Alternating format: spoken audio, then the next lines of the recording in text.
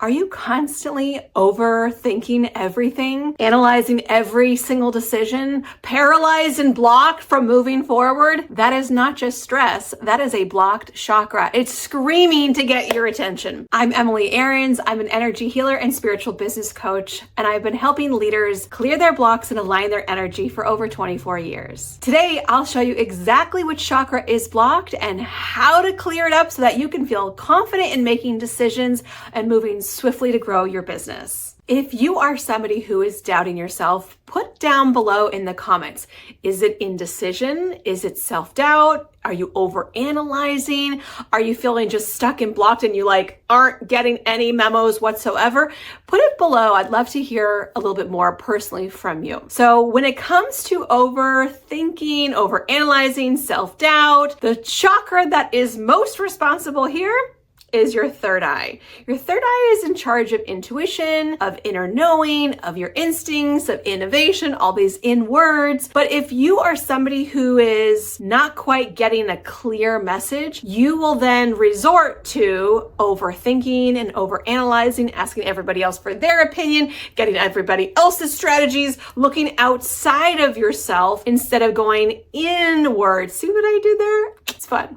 Anyway, when you can start to really develop your intuition and listen to your inner knowing, your instincts and decision making go faster. Let's unpack this. One of the fastest ways to make faster decisions is to be able to trust yourself. Where do you trust yourself? In your gut, your solar plexus. So solar plexus, which is 2 inches above your navel, and your third eye have this sort of direct connection to each other. Your gut instinct, it drives your decisions. Your decisions, you gotta trust your gut on them. So if you're like me and you felt like, I don't know if I was born with intuition, there are some really simple ways that we can start practicing it. Also, if you have yet to take my free quiz to discover where your energy could be sabotaged in your business growth, check it out below. There's a free quiz to tell you maybe which chakra is blocking you. So let's talk about your intuition, how you develop it. I didn't think I was born with it. I feel like the intuition was a muscle that I had to work on and develop. It's very simple to work on and develop your intuition as long as you practice.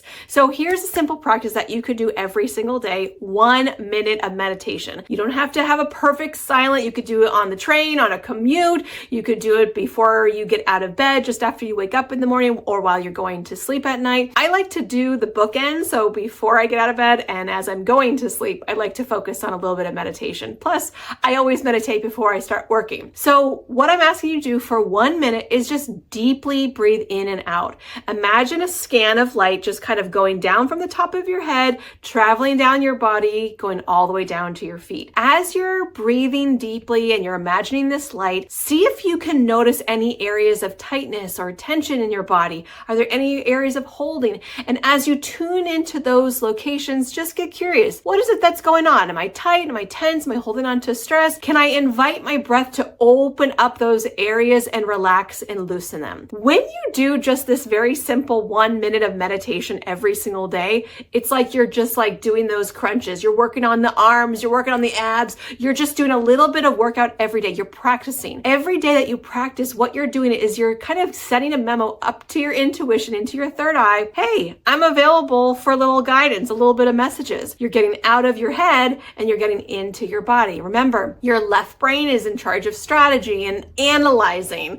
Your right brain is in charge of your body and your intuition. So if you're wanting to develop your intuition more, start with getting into your body. Using this 1 minute meditation is going to really help you to develop your intuition and your instincts.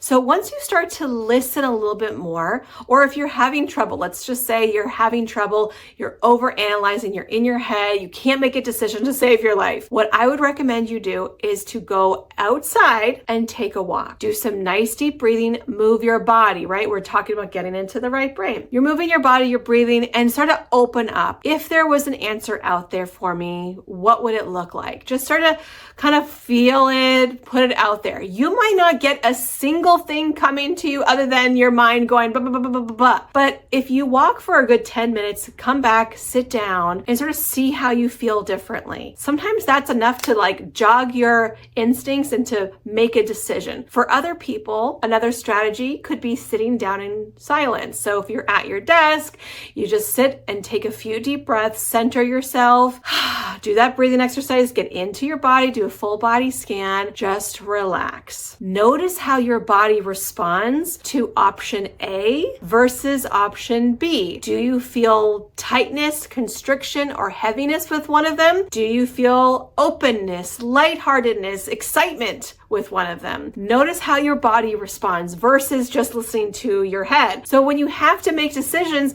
a lot of times we just go right up to the head and go, let me analyze this to death. Let me ask other people for their opinions. But really, we know the answers. Let's start practicing using our intuition with simple everyday decisions. So let's say your partner says, hey, I'm thinking about getting takeout tonight. Would you like to get pizza? Listen to your body. Feel. Does your body go like, ooh, excitement. I love the sound of pizza. It feels expanded. It feels light. I love this. Or do you go, oh, no, not really. I feel heavy. I feel closed off. Listen. So part of making big decisions is practicing making little decisions, the ones that seem insignificant, the ones that are like, who cares which way I go? But sometimes we're afraid to make decisions because of what it could do for somebody else. I'll give you another example. I just yesterday received a letter in the mail from my son for him to do this little letter challenge where you write somebody's name in and you send them stickers and then you send it to 6 other friends and then you end up with a bunch of stickers. When I read that, I was like, oh God, I don't like how this feels. I really don't want to do this. And I asked my son, who's almost 7, I said, would you like to do this? He said, no. Kids are so in touch because they don't have to worry about people pleasing for the most part at that age in their life versus adults. We're like, oh, well, so-and-so sent it to me and I don't want to make them unhappy. They thought of us. That was so nice. I'd like to go with it because we override our instincts and our intuition just to make somebody else happy. Any other people pleasers? Put it in the comments below if you're also a people pleaser. This makes decision-making very difficult. If you're only prioritizing other people's needs, it's going to be really hard to trust your own instincts on things. That is why practicing with little things is going to make all the difference. So let's say you have that decision to make. I get the letter. I don't want to do the stamp thing. And I say, okay, I'm just going to be honest. And I wrote back to her and I said, you know what? I love that you thought of us. I really appreciate the invitation, but it's really not something that I'm interested in doing. And it turns out my son doesn't want to either. But thank you so much for the invite. How other people respond to that, that's their business. The part of owning your truth is also throat chakra. We've been trained not to speak our truth, to people please. That's a whole other video for another time. If you'd like me to do it, put it in the comments below. But let's talk about strengthening your intuition. So we can do a 1-minute meditation. We can start making decisions on little things by listening to our bodies.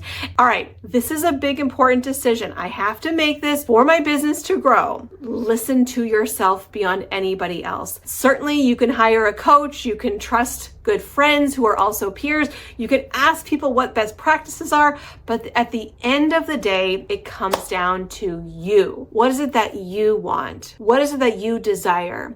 And the best way to get an aligned decision is to understand what it is that is your true north. Something that I'm constantly talking about is energy alignment in your business. If you know what happily ever after looks like, what your lifestyle looks like, what your clothes are, your home, your family, your health. If you know what that looks like and you know what that feels like, hold that in your mind, hold that in your heart. And when it comes time to make a decision, that is a big one or an important one, ask if that is in alignment with your higher self. Does that align to my future self, my happily ever after? Yes or no? It can be as simple as that. Sometimes we get an amazing opportunity that comes and goes, wow, it's great money. It looks good on paper. I love this for me. But then when you drop into your heart, there's something that says no. Maybe you don't know exactly what that is just yet, but you have to trust that. Maybe it says yes, but then when you align it with your higher self, it goes, no, this is not going to get me over there. And so there's a lot of ways that we can unpack making decisions faster. It's going to be individual. Bottom line is, the more you practice listening to yourself, listening and tuning into your body, the faster and easier it's going to be to make decisions. Thanks for being here. Make sure that you like and subscribe this. And I always go live every single week here on my YouTube channel, so you can always get free business alignment coaching with me every single week. Make sure that you subscribe so you don't miss any of it. Thanks for being here. Lots of love.